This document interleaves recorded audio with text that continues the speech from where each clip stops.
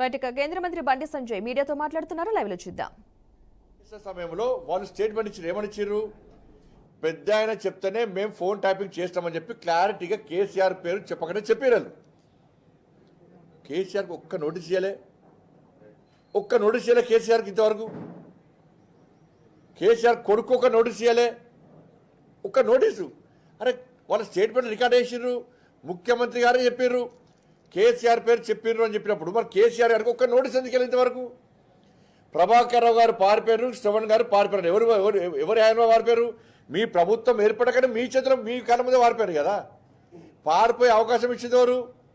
Congress party ప్రభుత్వమే. ప్రభాకర్ రావు గారు కానీ శ్రవణ్కి కానీ పారిపోయే అవకాశం ఇచ్చింది మీ ప్రభుత్వమే.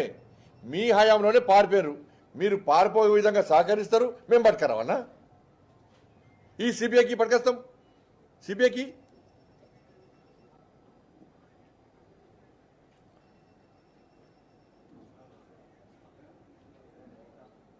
ఫార్ములా ఇరేస్ అన్నారు. దానిలో ఎంత ఘోరం అంటుంది. అలా కేసీఆర్ కొడుకు ఢిల్లీ హైకోర్టు పోయాడు, హైకోర్టు విచారణ చేసుకోవచ్చు అన్నది.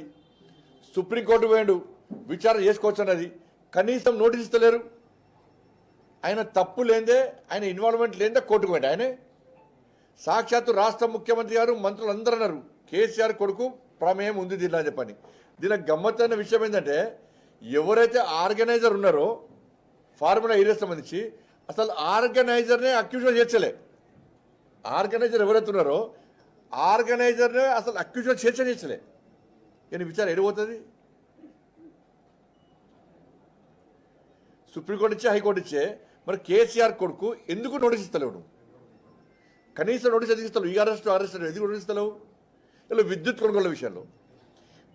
కొనుగోలు విషయంలో అక్రమాలు జరిగాయని చెప్పి లోకూర్ కమిషన్ వేసినావు. నువ్వు నరసింహారెడ్డి గారు ఉంటే మార్చినావు, లోకూర్ కమిషన్ వేసినావు.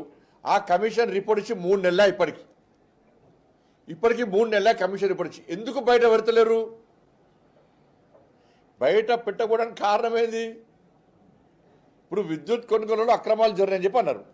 అన్నప్పుడు అక్రమాలు ఎవరు పాల్పడ్డారని చెప్పన్నారు? కేసీఆర్ అక్రమాలు పాల్పడ్డారని చెప్పి ఇదే ప్రభుత్వం చెప్పింది. దాని మీదనే విచారణ జరుపుతున్నది. మరి విచారణ సందర్భంగా ఒక్క రోజున కేసీఆర్ పిలిచి ఆ కమిషన్ విచారణ జరిపిందా? ఇదేం ఇన్వెస్టిగేషన్ అన్నా? కేసీఆర్ పిలవకుండా ఇదే విచారణ క్లోజ్ అయ్యిందంటే నివేదిక ఇచ్చే, నివేదిక సంకలం పెట్టుకొని కూర్చుంటుంది. ఆ నివేదిక ఏందో విద్యుత్ నివేదిక ఇప్పటి బయటపడతలేరు కదా.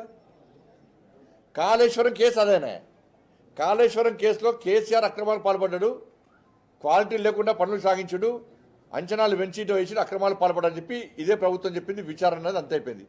మరి ఒక్కసారన్న ఆ కమిషన్ గడువు పొడిగిస్తూ పోతూనే ఉన్నారు.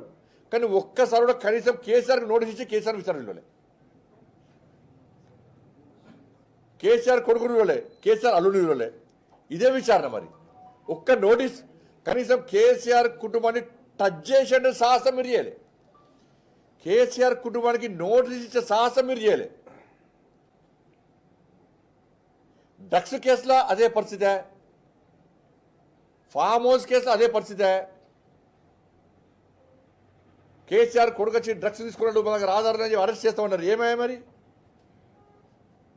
హైడ్రా పేరుతో కూల్స్తున్నాం, పేదలు ఇల్లు కూర్చున్నారు. జన్వాడ ఫామ్ హౌస్ ఎందుకు కూర్చలేవు? ఆ జన్వాడ ఫామ్ హౌస్ విషయాన్ని కదా రేవంత్ రెడ్డి గారిని జైలు పంపింది ఇదే కేసీఆర్. మరి అదే ఫామ్ హౌస్